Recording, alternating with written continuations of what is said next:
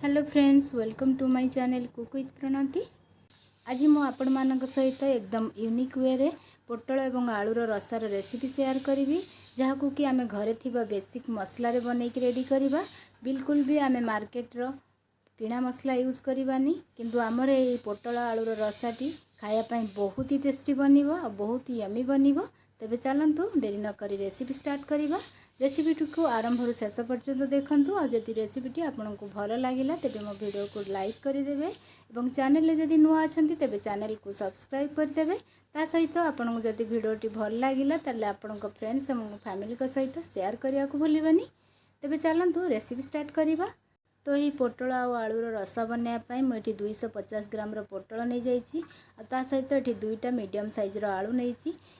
ये मो आलू को भल भाव धोईकी चोपा छड़े काटी नहीं, सहित पोटल को भल भाव धोईकी तार ऊपर चोपा को हल्का टिके चांचिकी तार दुई पट मुंडी काटी नहीं और एमती क्रश करके काटी नहीं। एबे आमे आलू पोटल को भाजी नबा। तो भाजियापाई मुझे गैस ऑन करके गोटे कड़े बसईदेली। एबे आमे ये कड़े रे 2 बड़ चामच सोरिष तेल देदेबा और तेल को टिके गरम होगा दबा।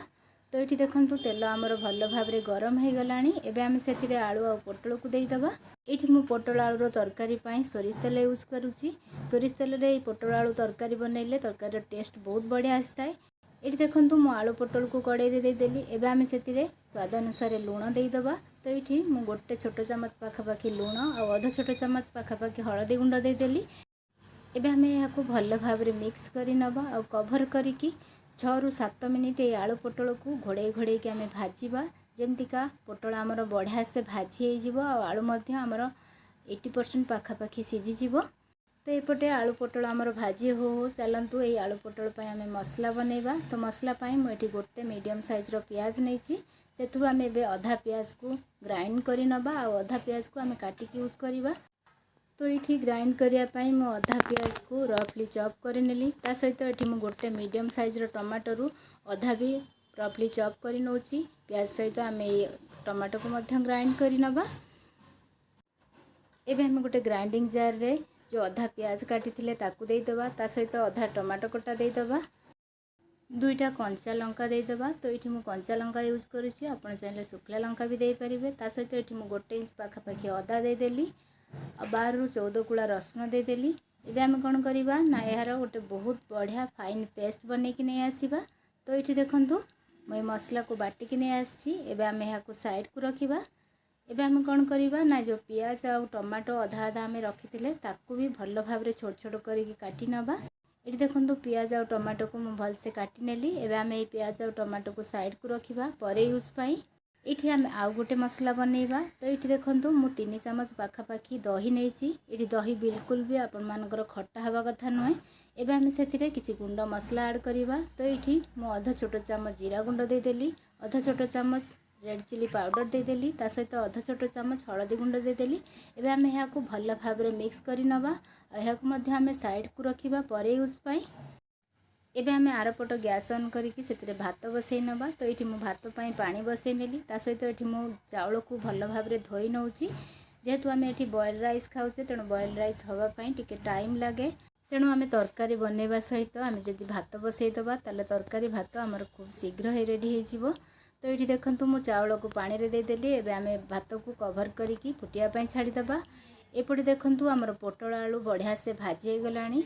मझिरे यहाँ को 2 थर चलई नहीं पाखापाखि 8 ରୁ 10 मिनिट पोटल आलू को भाजिला परे आलू और पोटल आमर बहुत बढ़िया से भाजी हो जाइए। आलू मध्य आमर 80% पाखापाखि सीझी जाइए।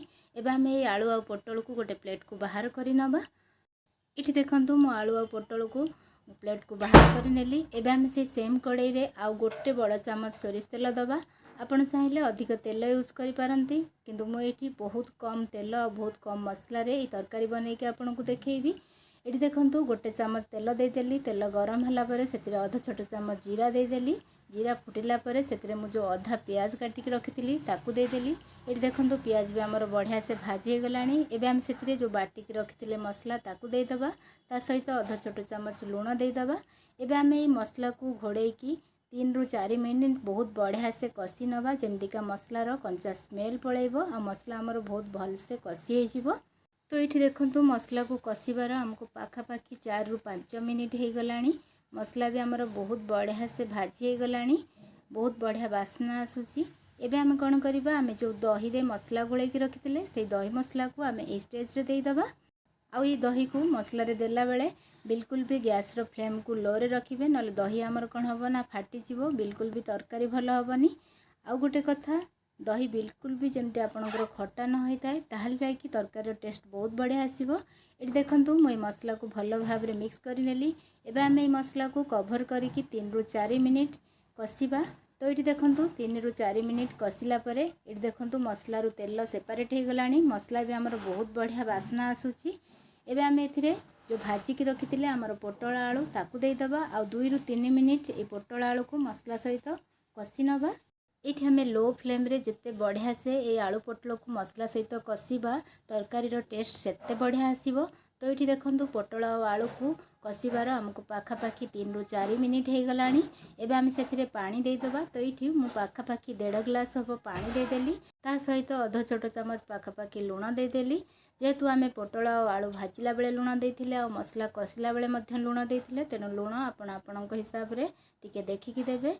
ता सहित आम ये जो काटिकी रखी अधा टमाटो ताकू देदेली। ता सहित ये मुझे किसी कस्तूरी मेथी को हल्का रोस्ट करके रखी ताकू देदेली। एबे आम या भल भाव में मिक्स कर नबा।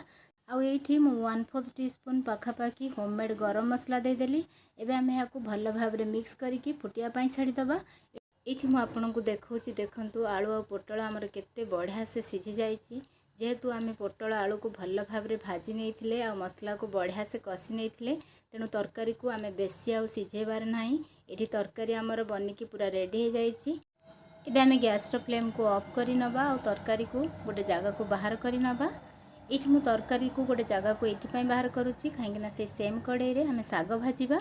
तो ये देखिले तो केते सहज रे आउ केते कम मसला और तेल रे बिना मार्केट रो मसला यूज करिकी आमे बहुत ही टेस्टी पोटल आलू रो रसा बनै देले। तेणु आपण मैंने यही भाव में पोटल आलू रसा को थरे निश्चित भाव में बनातु, आपन को निश्चित पसंद आसीबो। एबे हम कौन करवा ना से सेम कड़े को गैस उपर गरम हवा को रखीदबा। ये देखंतु कड़े गरम है मु गोटे चामच पाखापाखि सोरिष तेल देदेली। ये मु 3 ରୁ 4ଟି रसुण को कुटिकी रखीदे। जेहेतु आम साग भाजिबा, साग भाजबार तो रसुण निहाती दरकार। ये देखंतु तेल रे मु गोटे छोट चामच जीरा देदेली, गोटे सुखिला लंका को छिड़ेकी देदेली। ये देखंतु जीरा और सुखिला लंका हल्का टिके भाजी होला परे सेथिरे आमे जो रसुण कुटिकी रखिथिले ताकू देदेबा।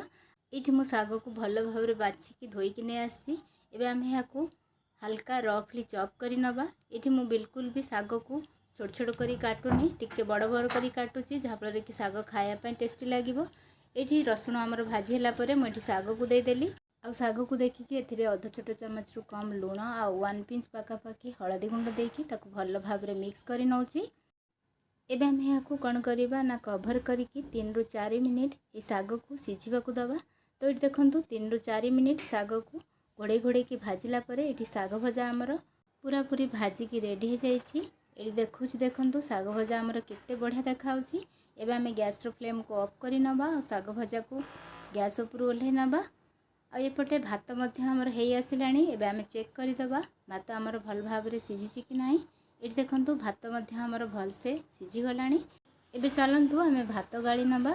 तो ये देखंतु मु भात को भल भाव में गाड़ी की नहीं आसली। आज मुझे पोटल और आलूर रसा बनवा सहित पूरा लंच थाली प्रिपेयर करुच्ची, से आम ये सालाड भी बनइबा। तो ये मु गाजर और काकुड़ी को भल भाव में छोट छोट कर काटिक नहीं जाइए। सांगे मुझे दही देदेली आ 1/4 टीस्पून कला लुण और 1/4 टीस्पून नॉर्मल लुण देदेली। सहित भजा जीरा लंका गुंड देदेकी भल भाव में मिक्स कर नेली। ये आमर सालाड भी प्रस्तुत हो गला। एबे चलंतु आमर लंच थाली बाढ़ी नवा। तो आपण मानंको मोर ये पूरा लंच प्रिपरेशन आ पोटल आलूर रसार रेसिपी केमती लगिला आपणकर अनुभव मते कमेंट सेक्शन में लिखि जणाइबे। जदि मोर ये संपूर्ण वीडियोटी आपको भल लगी थाए तेबे मो वीडियो को लाइक करिदेबे, शेयर करिदेबे और मो चैनल जदि नुआ अछंती तेबे मो चैनल को सब्सक्राइब करिया को भूलिबेनी। पाखरे थिबा बेल आइकन को दबे देबे जहाँफल कि मोर पब्लिश होतुबा सब वीडियोर नोटिफिकेशन सर्वप्रथमे आपणक पाखरे पहुँचीबो। तेबे रहुची, धन्यवाद।